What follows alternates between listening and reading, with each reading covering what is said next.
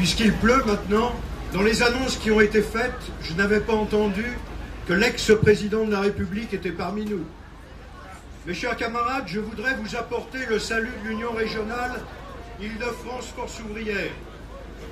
Je voudrais également reprendre ce qui était déclaré par un ministre il y a 48 heures, qui indiquait qu'il fallait sauvegarder les acquis lors du contact qui a eu lieu sur les pesticides entre le ministre de l'Agriculture et celui de l'Environnement.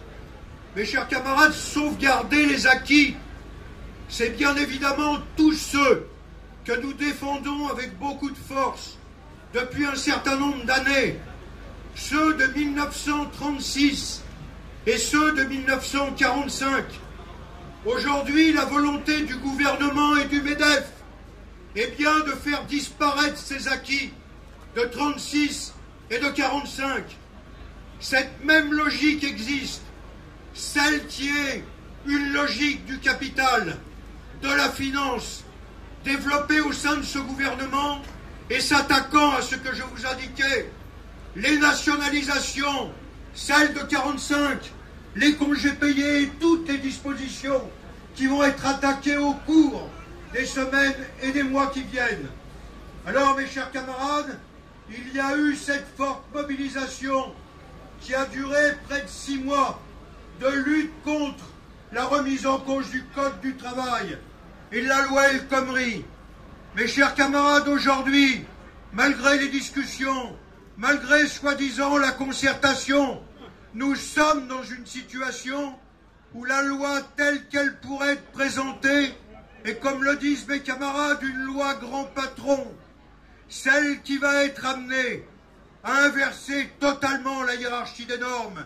Il n'est pas pensable un seul instant que l'on ne remette pas en cause la branche au service de l'entreprise et de ce que les patrons pourront y décider.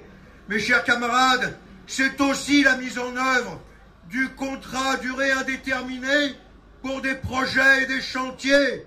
C'est bien la disparition, là aussi, finalement, de ce travail indéterminé ou du contrat de travail indéterminé au cours des prochaines périodes. Et puis, c'est la casse des indemnités dans le cadre des prud'hommes. C'est les facilités de licenciement. C'est la fusion des IRP. C'est finalement la casse totale de notre code du travail. Et à partir de là, mes chers camarades, comment voulez-vous que nous ne soyons pas dans une situation qui nous amène dès aujourd'hui à préparer la mobilisation et à dire à ces députés qui seront cet après-midi en séance que nous ne laisserons pas faire. D'autant, mes chers camarades, et vous l'avez entendu à cette tribune, que finalement, la ligne qui sera suivie, celle qui devrait durer 18 mois, c'est bien la remise en cause de nos régimes de retraite, et particulièrement du régime de retraite par répartition. C'est ce qui n'a pas été réussi en 1995, c'est-à-dire la remise en cause des régimes spéciaux. C'est la mise en place des systèmes par points, c'est la casse finalement de nos acquis tels que nous les avons conçus, là aussi que nos anciens les ont conçus depuis l'avant-guerre et l'après-guerre. Mes chers camarades, regardez bien, le camarade d'EDF tout à l'heure s'exprimait. La réalité, elle est là. Qu'est-ce qu'on veut faire? Casser la nationalisation. Au lieu du statut national, mettre en place des conventions collectives dans le même temps où ces conventions collectives sont cassées.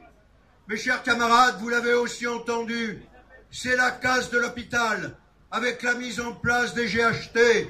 C'est la fin de l'hôpital public tel que nous l'avons conçu, tel qu'il a été conçu, celui qui permet l'égalité de traitement.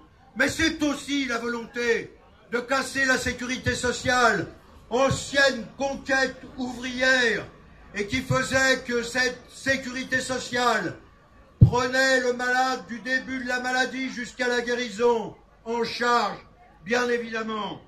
Mes chers camarades, nous sommes dans une situation qui nous conduit aujourd'hui à répéter que nous sommes toujours pour l'abrogation de la loi El Khomri, que nous ne voulons pas des ordonnances qui seront pires que finalement cette 49.3 qui a été appliquée à diverses reprises. Mes chers camarades, les ordonnances Macron, Philippe, Pénicaud sont bien évidemment la case de tous les dispositifs tels que je viens de l'indiquer. Alors oui, aujourd'hui, ça n'est que le lancement d'une nouvelle mobilisation que nous devons conduire et qui amène d'ailleurs à constater, comme nous l'avons dit pendant la lutte contre la loi El Khomri, que plus de 70% de la population nous soutiennent contre la loi El Khomri et aujourd'hui contre tout ce qui est en train de se développer. Et ce ne sont pas les 15% de représentation du président de la République qui peuvent nous faire lâcher. Oui, il faut continuer à se mobiliser. Oui, il faut que la rentrée soit une rentrée qui nous amène à être dans la rue et à continuer les combats. Résistance également, mes chers camarades, et tous ensemble dans la mobilisation. Tous ensemble, ouais, ouais.